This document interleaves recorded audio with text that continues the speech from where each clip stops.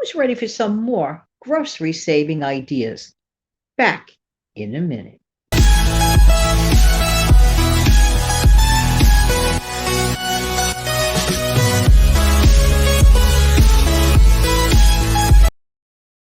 Hey, this is Jan from New York City. My channel name is Jan from New York City Saves Money.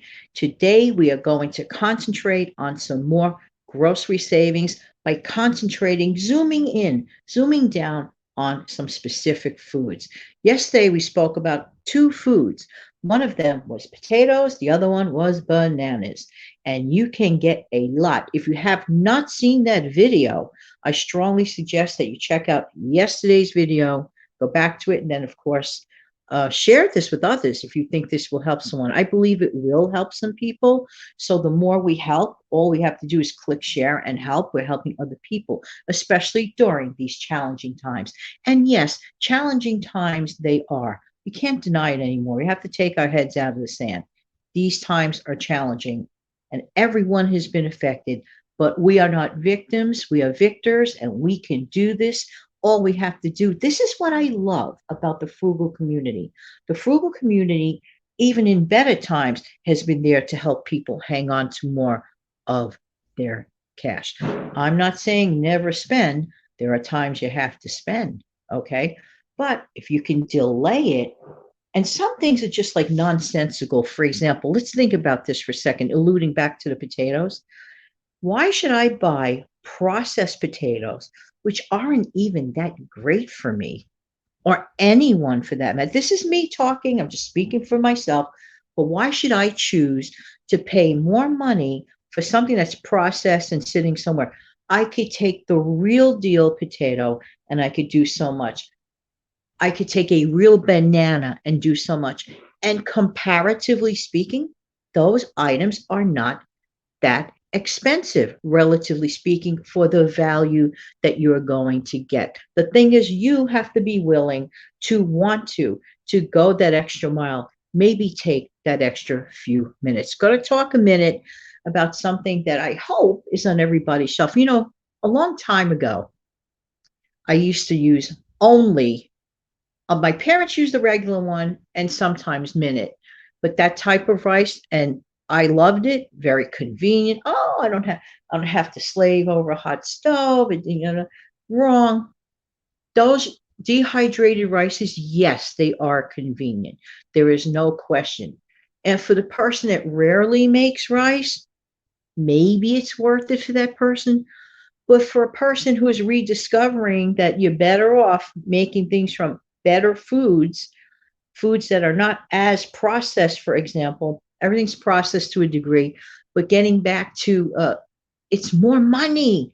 If you look at the cost of those pre-done rices, like in red boxes, for example, they are way more money than picking up even if you got a small sack at like a dollar store of regular rice, not the type that done in an instant, you will exponentially increase your volume of, you get so much out of it.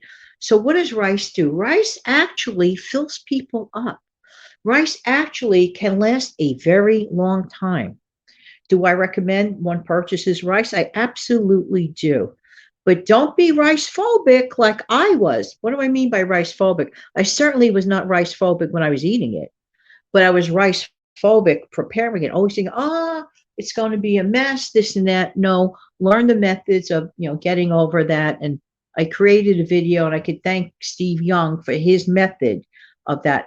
And if you have a chance, go to the Steve Young 74 channel for some great recipes, tips, and tricks. But getting back to the rice thing, let's see what we can do with rice. I know you guys have a ton of ideas. Don't forget to mention them in the comment section below. So with rice, a small bag of rice goes far. Okay, how? Well, you can make rice pudding. That in and of itself is a dessert, or you can use it for like a hot cereal type thing. You could have it nice and warm. You could add some plump raisins to it, a little bit of milk, a little bit of cinnamon. And right off the bat, that takes care of a meal. Rice pudding, nice and chilled. Come home, makes a great dessert after dinner. You eat a little bit because a little bit of that goes far because it fills you up. Rice is a blank canvas. You could do many things with it. You can make rice balls if you have not made rice ball, or if you don't want to make them into the shape of a ball, you can make them into the shape of a patty. All you have to do is add an egg, some seasoned breadcrumbs, some Parmesan cheese. I'm keeping it simple. You put your own seasonings in, onion powder, garlic powder, whatever you want. You could even put some shredded mozzarella, or you could put some finely chopped ham into that. You make it into a patty. You put the breadcrumb around it, and then you fry it up. Yum. Filling, delicious, and people will be surprised. I'll never forget, this happened to me a few years back. I made a whole bunch of them for a whole bunch of people that were coming over. I put the plate out, and a couple of my family members thought it was a special dish just for them. And within a half hour, my wonderful two family members loved them to pieces, and it was all gone. I went to get them to serve them to other people. I'm like, where are they? Where are they? Where are they? But I got the biggest compliment. So it's okay because I had other stuff to serve. I was like, thank goodness. But I was so flattered by that. Rice balls or rice patties are really, really quite good. When you make a bed of rice, if you could work it with chicken or with beef. Another thing to do that I like to do with rice, I like to take a spaghetti sauce. Instead of spaghetti, I will put the spaghetti sauce on the rice. Add a little Parmesan cheese on top of that. I am totally fine. I could eat it just like that. Or if you prefer onions and peppers and the tomato sauce and put that all together, you could stuff a pepper with it. You can make roasted peppers with rice and tomato sauce, or rice with ground beef. The possibilities also with rice are endless. So these are really, rice is a very important thing to keep in your home or apartment because it really is a meal extender. If we're going to start moving away for a little while, moving away from buying expensive meats or regular meats that have just gone expensive at the moment, or we want to spread that one pack of ground beef. We have a family, want to spread it, maybe a little bit on Monday, maybe a little bit for Friday. Then you can use your rice as an adjunct, as a friend to expand your meal.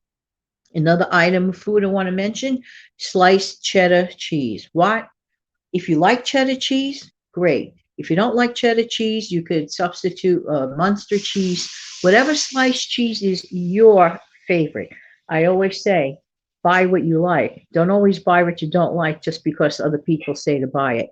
Buy what you like and what your family eats. But I'm just using this as an example. Sliced cheddar cheese, you can bump up your protein. You know what I did with it recently? I made a chicken pot pie, and it was very inexpensive, very expensive. So what I did was I stocked up on a few that month. And so while they were on sale, but I said, there's something missing with this. I want it to be a little more protein filled. So once the chicken pot pie was done, it was piping hot, took it out of the oven. You know how you let it sit a few minutes before you eat it? Take a slice of your favorite cheese. It could be Swiss. It could be Munster. In my case, I wanted cheddar cheese. So I took a slice of cheddar cheese. I put it on top of the piping hot pie. You didn't have to cook it. It was so hot, it made it melt. And I was eating it with the melting cheese going into the chicken pot pie. May I say, it was really, really good. You can make grilled cheese sandwiches. You could bump up your vegetables with protein. You could put it on top of broccoli. So this item is a protein booster. So protein is one of the only foods that helps diminish hunger. Some foods will help you fill up, but some foods will help you really stay satisfied longer. And protein is definitely one of that.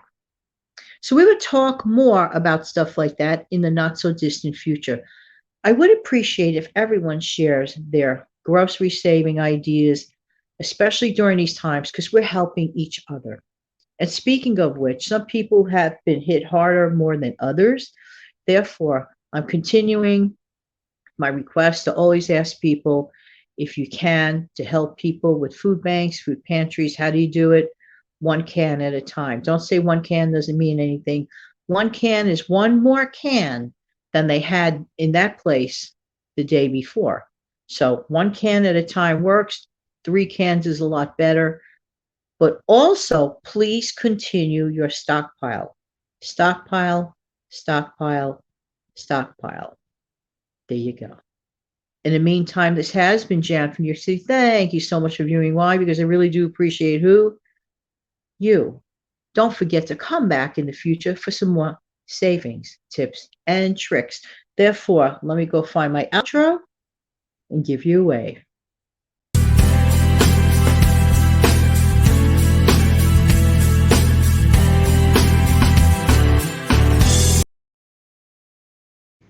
Have an amazing, fantastic day. Take good care, everyone. Bye-bye.